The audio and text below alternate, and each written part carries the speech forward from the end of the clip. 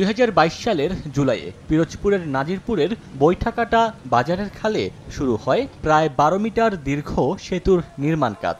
2023 সালে 15 জুলাই কাজ শেষ হওয়ার কথা থাকলেও এখনও হয়নি। এর মধ্যে নির্মাণ করা হয়েছে সেতুর মূল অবকাঠামো। তবে সংযোগ সড়ক নির্মাণ না করায় তা ব্যবহার করতে পারছেন না কেউই। স্থানীয়রা বলছেন সেতুটি ব্যবহার করতে না পারায় 3 উপজেলার বাসিন্দাদের যাতায়াতের ভোগান্তির পাশাপাশি ক্ষতি হচ্ছে আঞ্চলিক বাণিজ্যে। পশ্চিম মাথাওয়ালাটা মনে হাসপাতাল, বৈঠাকাটা হাসপাতাল, একজন রোগী আসলে যাইতে পারে না। আইন শৃঙ্খলা বাহিনীর ফাঁড়ি থানা আছে, তারা যে কোনো সময় যে কোনো অঘটন ঘটলে তারা একটা হোন্ডা নিয়ে বের হয়ে যেতে পারে না। ট্রাকগুলো ঢুকতে পারে না, তাদের মাল বহন করতে বা বের করতে তাদের ক্যারিং কস্ট অনেক বেশি লাগে। 3 বছর পর্যন্ত এটা পরিত্যক্ত অবস্থায় পড়ে আছে।